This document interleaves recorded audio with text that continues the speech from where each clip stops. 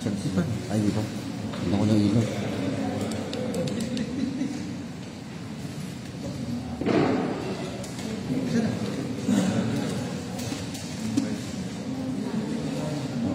Ano to? Okay na kayo sa kulay?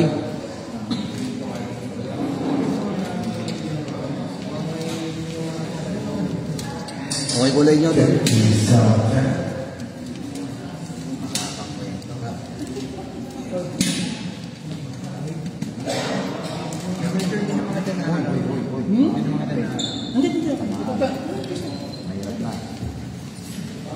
Ikaw pa, bata mo. Yan.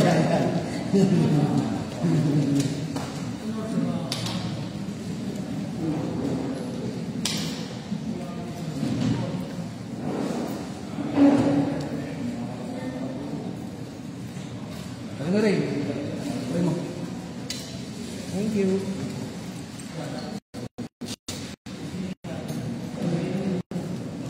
Okay na kayo sa kulay? Balansin na kayo? Kasi okay na ako. Papatay ng ilaw para ano.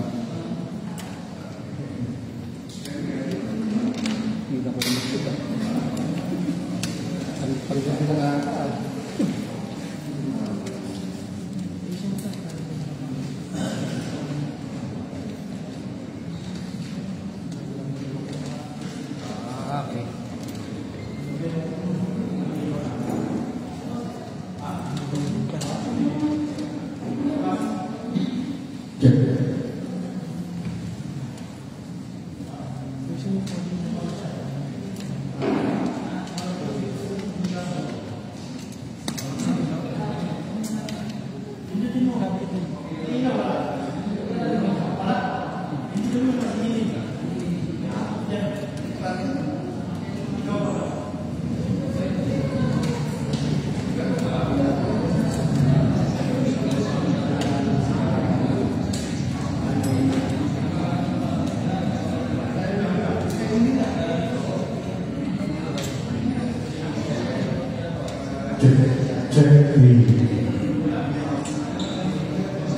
Check the sound.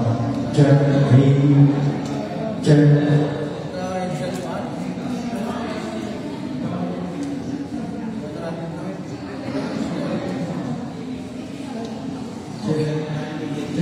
sound check. 1, 2, sound check.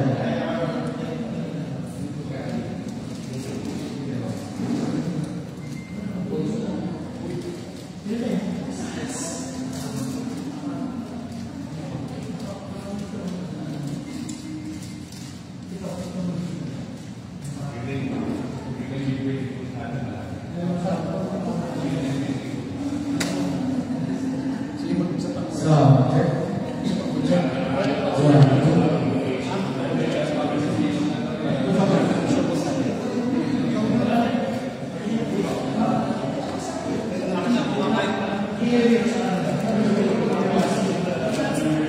Sound check.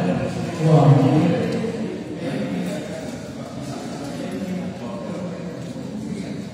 Sound check. Light check.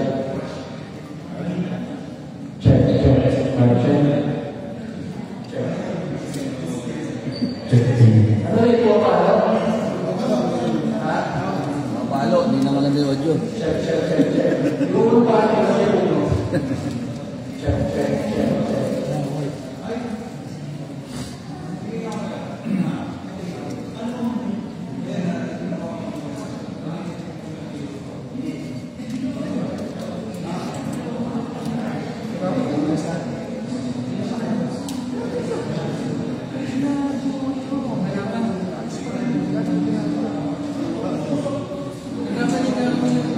Check the sound check.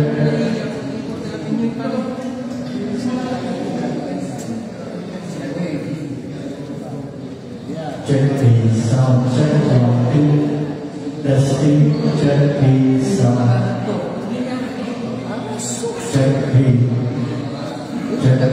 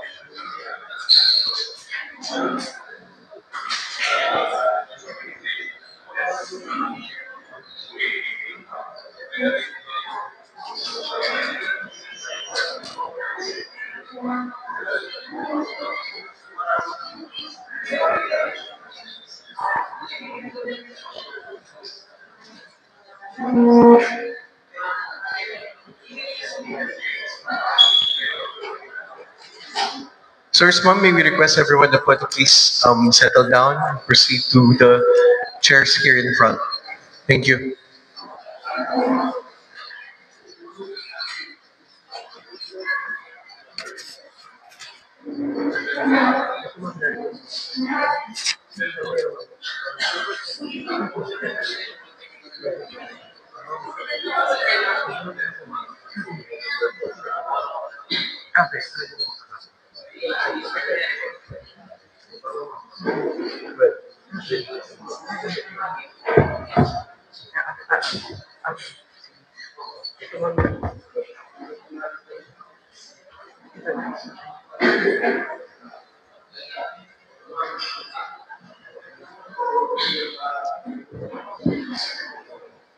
Recording in progress. Sirs, ma'am, good morning and welcome to the Philippine Air Force. We really appreciate you joining us here today and also those who are joining us via Zoom. We have our PAF spokesperson, Colonel Maria Cristina O. Basco, PAF GSC, to facilitate our press briefing for this morning. Ma'am, this morning we have the following in attendance. We have Sir Gab Villegas from PTV. Sir Gab. We also have Sir Edmiel Parosa from DCRH. Sir.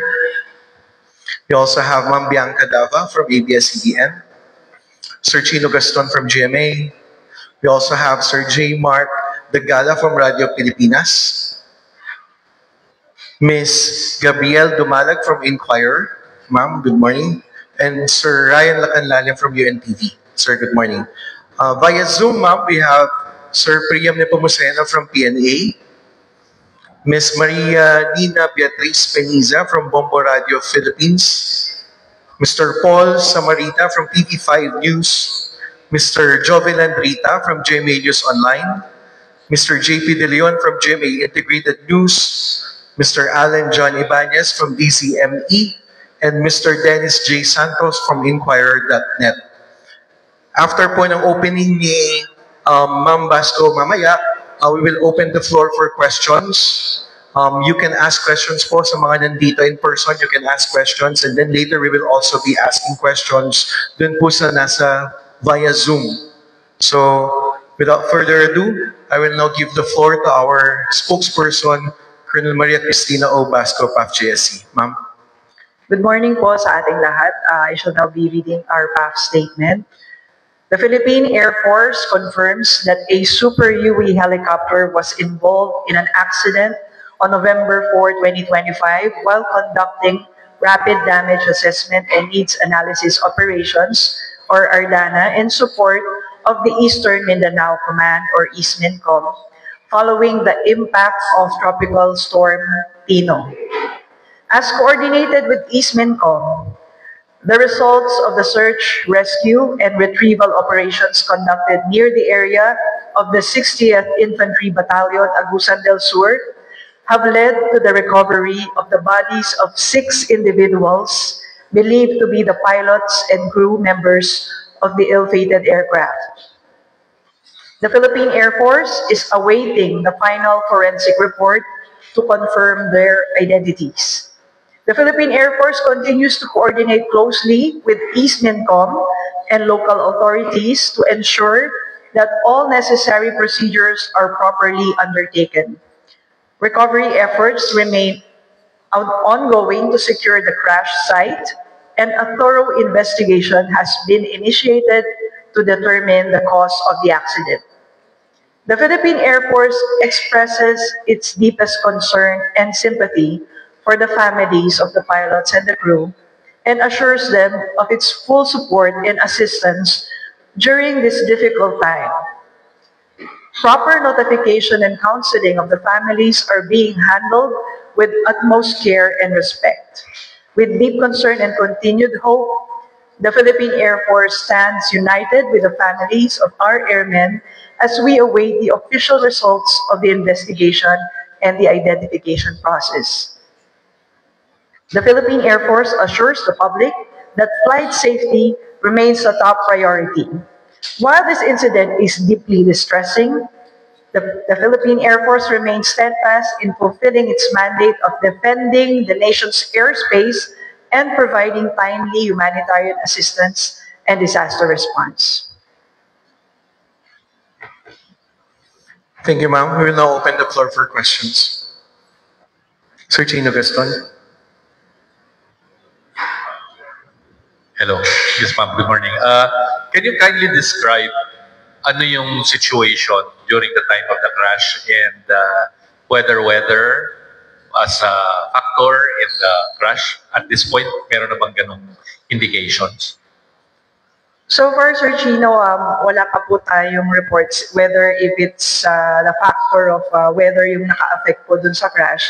Ang nangyari po kasi is they took off from Davao going to Butuan, and ito po, kasama po nila ay 3 other aircraft. So, body-body system po sila.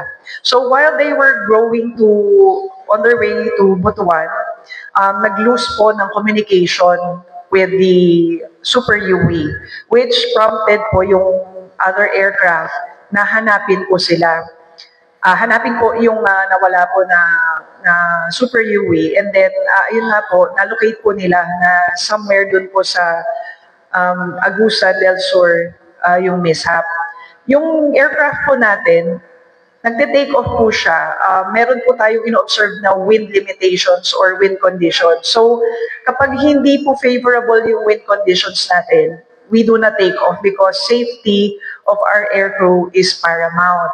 So, nung time na yon, naka-take off po sila, and they were able to conduct that mission nga po sana. Unfortunately, nangyari nga po itong mishap, sir. Sige, ma'am. My next question would pertain to the aircraft itself. Ano yung Super Huey and how old is it? And yan ba ay yung mga Huey pa na alam natin or a newer model? Sir, this is a refurbished aircraft.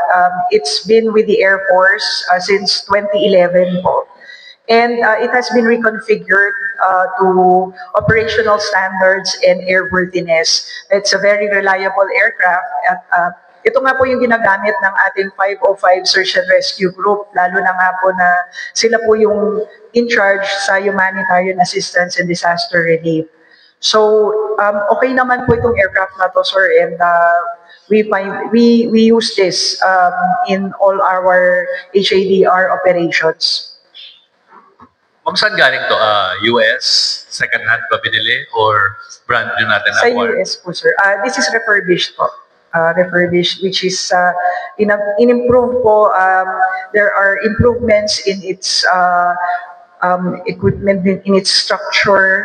So, ano po ito, sir? Kumbaga, mas upgraded version po siya.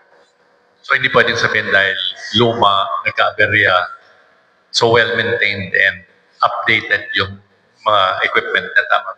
Yes, sir. We conduct periodic maintenance inspections, and we ensure po na ang mga aircraft po natin before it takes off, it is full mission capable. Pag may nakita po tayong any discrepancy, hindi po natin yan pinapa-take off. Right, Colonel. Ma'am, binanggit natin yung factors tungkol dun sa weather, tapos yung technical aspect ng aircraft. Sinisilip din ba natin o hindi ba natin sinasabi yung ayaw ba natin banggitin pero possibility of human error doon sa nangyaring incident? Sa ngayon po, sir, that is also among the factors. However, we cannot pinpoint exactly as of now kung ano po yun hanggat hindi po natatapos yung investigation. Kasi nga po, kagaya nga po ng sabi ni Sir Chino, yun nga po yung weather, and also maybe it could also be the technical, mechanical aspect. So, ayun po yung masusing pag-aaralan ng ating mga aircraft investigators so that we would know the cause of the mishap po. Ma'am, ano bang standard operating procedure kapag nagsasagawa ng rapid damage assessment? Kasi I understand mukhang may signal number pang nakataas during the time na mag-take off yung mga choppers.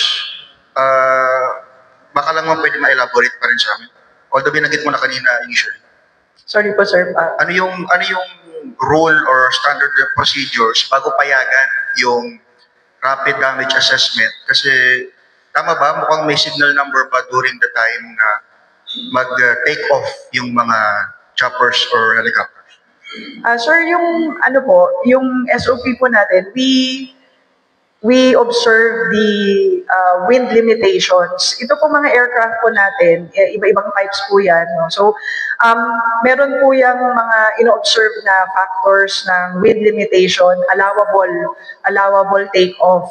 So, kapag na-determine po na maayos naman po ang sitwasyon ng panahon, kaya po ng aircraft, we would be able to take off po. So, during that instance, dahil naka-take off po sila, it will be cleared also by the air traffic controller. Ma'am, not to pin the blame on anyone, pero maliban doon sa pag-ground natin sa mga asset, meron ba tayong tinitingnan na command responsibility or similar dito po sa sa incident na ito, may mga sinisilip pa tayong inimbestigahan na possibly officers or bibigyan ng go signal for the operations? As far as we're concerned, sir, this is an operational matter. And ito po, sir, is a scheduled flight. Ito po talagang part po ng ating mission actually. Wala po tayong sinisisi dahil nga po ito po yung part po ng mission na gabi pa lang po naka-record na po siya. So ngayon, ayun nga po, ang nilalagay nga po natin sa mga mission natin, kung matutuloy siya, naka-schedule na po siya, and then doon po sa last part is weather permitting. So we always consider, hindi po natin sinabi na, kunyari po meron po tayong mission, you really have to fly it, kahit anong mangyari. We take the safety of our air crew very seriously, and we allow the flights basta maayos lang po yung parameters, which is the wind condition is okay and the aircraft is also fully mission capable. Ayun po, sir. Thank you, ma'am. Hi, ma'am. Good morning po. Ma'am, ilang oras na po siya lumilipad nung nawala siya from Davao? Ano po, sandali na po, sir. Ka-clarify ko lang po, ilang po yung, ilang oras na siya yung flight. Nakatagal siya lumilipad nung nawala siya? Nung nawala yung... From their take-off during... sige, we'll give the details to you, sir. Ma'am, yung lugar kung saan bumagsak siya, ano yan, residential ba o bundok talaga? Parang nasa gilid po siya, sir, ng bundok eh. So, and wala pong patag na area. Medyo, siya, marami pong vegetation. So, ayun po yung initial findings na kaya po, nung nilocate po siya, nung iba, kasi nga po magkakasunod po sila. So, nung nawalan na po ng communication, yung iba pong aircraft na nakasunod, kinikutan na rin po nila yung area na tuntun po nila yung location. Unfortunately, hindi nga lang po makaland because hindi lang po patag yung terrain. Pero malapit po yun sa residential, ma'am. Kasi yung mga video, may mga residente na nandun doon. Ay lang po, sir, ang hindi lang po natin ma-confirm, but what is confirmed is wala naman po tayong naapektuhan or natamaan po na ibang facilities or ibang casualties po sa baba. Ma'am, sa ngayon, ano na po status ng iba pang POA chopper natin na kasama niyo? Ano po, sir, yung kagaya po ng Super UV, yung same aircraft type, they are grounded. So pending the result of the investigation, ito po'y naka-ground muna. However po, yung iba nating aircraft, kagaya po ng Black Hawk, yung Sokol, yung Bell 412, tuloy-tuloy pa rin po siya sa pagbibigay ng humanitarian assistance and disaster relief po. So, we would still see the operational tempo, particularly ngayon, kailangan po natin ng HADR, lalo na sa pagsangguni natin sa ating mga kababayan natin, lalo na sa Bagyong Tino, affected ng Bagyong Tino. Ilan po yung mga UE na grounded sa ngayon? Meron na po remaining 2, sir. Dalawa na lang. Ma'am, hindi ba ito makaka-apekto doon sa ating sinasagawang HADR considering na paalis pa lang yung bagyo at malaming nasa lantas sa Visayas? Hindi naman po, sir. Gaya po, sir, nang sabi ko, sir, meron nga pong, meron tayong mga iba pang aircraft kagaya ng Black Hawk, and kung nabalitaan po ninyo, meron po tayong inventory natin, nadagdagan po tayo ng 5 ulit na Black Hawk. So we have more than 35 Black Hawks now in our inventory. And aside from that, meron din po tayong C-130, C-295, yung Bell natin, yung Sokol. So itong mga other aircraft are also reliable in providing HADR, lalo na po sa panahon ngayon. Hello po ma'am, magandang umaga. Gab Villegas po from PTV. Regarding po doon sa remains po ng mga namatay po doon sa plane crash, meron na po bang petsa kung kailan po maipabiyahe yung remains po nila papunta doon sa mga respective families po nila? Sa ngayon po, sir, wala pa pong petsa. However po, meron pong request, we have identified po kasi na 2 po doon sa 6 na aircrew ay taga Mindanao area. So, nag-request po ang families nila na i-diretso na lang po yung isa po sa Zamboanga, and we found out that he was a Muslim. So, in keeping up and observing their customs po na kailangan po within 24 hours po ay makuha na po nila. So, we respect that, and we're trying our best to comply with that. Kaya po, andun po yung forensics team now to identify who is who. Doon po, sir, sa mga remains po. And then po, may isa rin po doon tayo, yung family po nila is taga Jensan, na nag-request din po yung mga kamag-anak na idiretso na sa Jensan, and the other 4 po is taga Luzon. So, as soon as the investigation would end po, matapos po siya, it would be, the remains would be flown over here po, sir. So far ma'am, ano rin po yung pwedeng maibigay na tulong ng Air Force po doon sa mga kaanak po nitong mga namatay sa plane crash po? Sir, first and foremost, sir, we would be according our heroes honors that they deserve dahil po ito po ay nagawa po nila in their line of duty. At ang motto nga po ng 505 Search and Rescue is that others may live, and really they gave their lives po, no? Siyempre po, the Philippine Air Force, hindi po natin papabayaan ang families po nila. We would be providing financial assistance to them. Meron din po tayong yung spiritual, mental, and psychological assistance din po, emotional, that they would be having consultations as well, sir. And any assistance po that we could extend, hindi po natin sila pababayaan. Okay po, ma'am. Salamat. Good morning. Nabanggit nyo nga po kanina grounded yung ibang UV helicopters natin. Ilan po yung pinag-uusapan natin dito, ma'am? Dalawa po. Bali, pangatlo po ito, sir. Pangatlo. Opo. So, yung dalawa, yun po yung Grounded po. Yes po. So, yung dalawa na yun, ma'am, yun yung nakasama rin nung bumagsak, nung nag-take off sila papuntang Butuan. Hindi po, sir. Kasama po nung aircraft nung time na yon ay dalawang Black Hawk at isa pong Bell helicopter. So, different types po sila, and then Super UV po. Okay. Thank you, ma'am. Ma'am?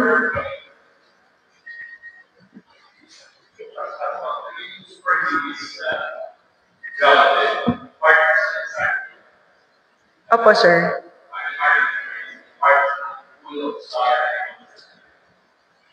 Opo, sir. Ma'am,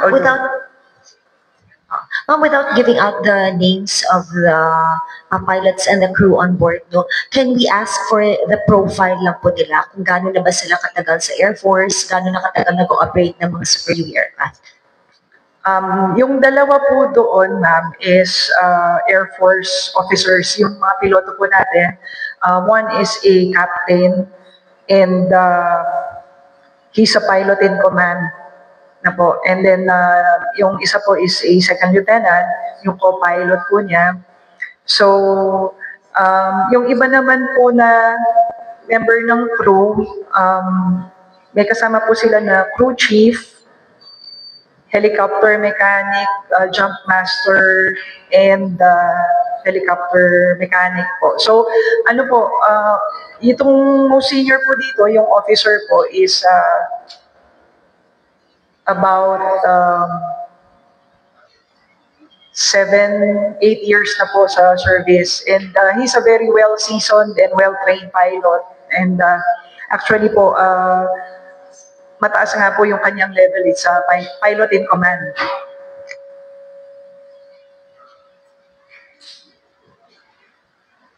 Ma'am, how soon do we expect for the investigation to be done? And sa ngayon po ba, may mga challenges or hamon na kinakaharap yung mga investigators on site? So ma'am, actually, as soon as possible, ayun po yung sana, we just can't give a timeline, but rest assured that the conduct of the investigation is immediate, and it's a priority na matapos po kaagad. So, pagka malaman na po natin yung results ng investigation, and then we would be able to give out the other details as to what caused the crash po.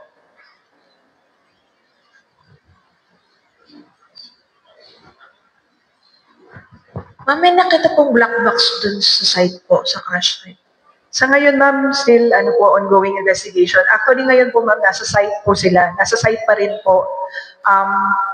Kasama rin po natin doon ang SOCO, who's also investigating. And syempre po, iniipon po yung lahat po ng mga debris yung nandun po. So, the investigation is ongoing there. And isa na po yun sa kasama na hahanapin din po, yung black box. Sa ngayon po, nasa na po yung remains po nung anim po na casualty? Nandun pa din po, ma'am, sa area. Nandun pa rin po sa crash site. As of now, yes po. Kasi po, ma'am, ine-investigate po nila. They wanted to ascertain the identities po. Kasi nga po, hindi na po recognizable. So, meron nga po tayong team from medical and dental personnel from the Air Force para po malaman po yung kanilang records and ma-identify po sila. Ma'am, paano sila extricate doon? By land or by air na po? Ano po, sir?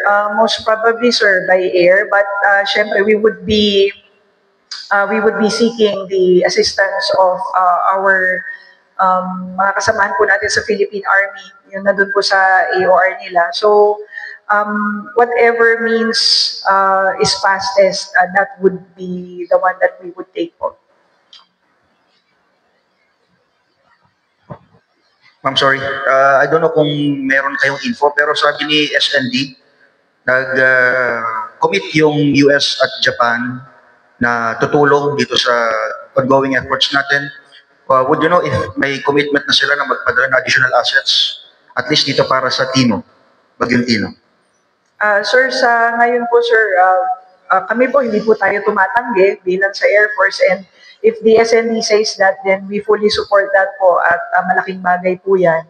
So, ayun lang po, sir. We support the SND po if that is indeed they're extending their assistance. Pero sa ngayon, enough pa naman, ma'am, yung remaining natin assets. Yes, sir. During the past typhoons that we have experienced, actually, nagawa naman po natin, kaya-kaya po natin, and we have more than enough air assets to conduct these operations. So ano po, talaga maaasahan pa rin po ang ating Philippine Air Force na magbigay po ng tulong, lalo na po sa mga nasa lanta po nating mga kababayan. Do we have questions din po from our participants sa Zoom? I believe Sir Paulo Barcelon from Billionaire News has question. Sir Paulo? Yes, good morning po, Colonel. Clarify lang po natin yung number of Super UVs that are currently in the Air Force inventory. Na-mention po kanina, 2 po. Tama po ba? Yes po, sir. We have Super UV and 2 UV2, and they belong to one family, kumbaga. So, that's a total of 3 UV assets po. Opo. These are different po from the UV versions that were retired in 2021. Tama po ba?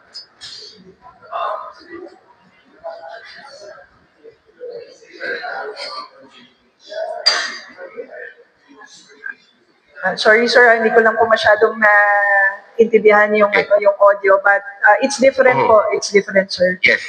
Yun, actually, I was asking if it was different. And then the entire, bali ilan na lang po yung natitirang UV family ng aircraft natin. From the Super UVs, the UV2s, and all the other variants included po. 2 na lang po, sir. 2 na lang po. And both are with the 505th, tama po ba?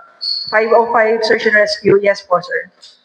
Okay. Sige po. Yun lamang po. Salamat. Thank you, sir. Meron pa po ba tayong questions from our Zoom participants?